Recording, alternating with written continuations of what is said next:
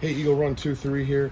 I told you we've got lots of new parts coming in, and there's going to be a couple of these videos, but let's go ahead and knock one out right now. We have a new slide from Matrix Arms.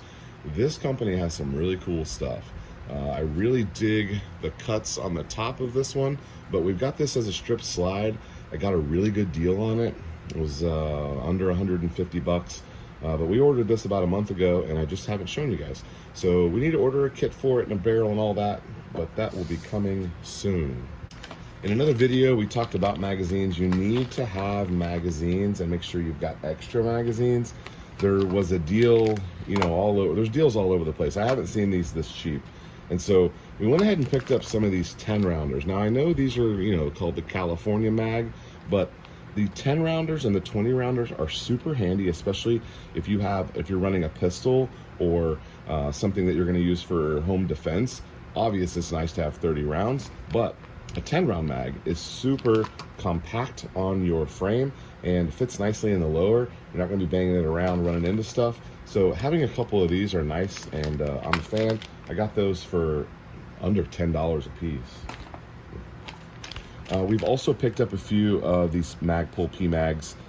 This one is the 21, which is a little bit longer than the 17, but I'll run this in the pistol caliber ARs, and they'll do fine in there. Also, just having a little bit longer mag if you're doing some training or something is handy. So I have a bunch of different sizes, but this one is the 21 rounder. We've experimented with some triggers in the Glock, so we're experimenting with some triggers here. This is my very first two-stage match trigger.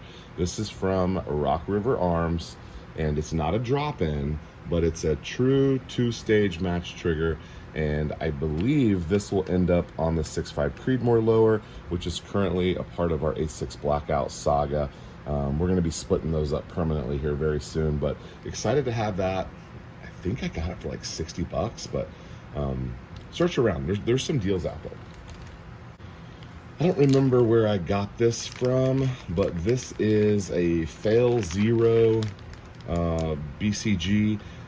This doesn't have a home right now, but we've got several lowers that are going to be built, and the deal on this was good. It was like 50 or 60 bucks off, I think, and it was under $100 for full nickel boron, fail-safe, brand name, tested, a good solid BCG. So we went ahead and picked up one of those. And then also in the AR-15 category, anytime I see deals on lower parts kits, I'm grabbing them. We just have so many in the works, and I like to pick these ones up that are the smaller ones that are minus the fire control group, because I've got so many extra triggers that are just mil-spec ones that we can polish up and do a spring on that work nice. Or since we're fooling around with some of these aftermarket triggers, we don't need to buy a trigger. So if they give you the option of not having a trigger, I like to go that way.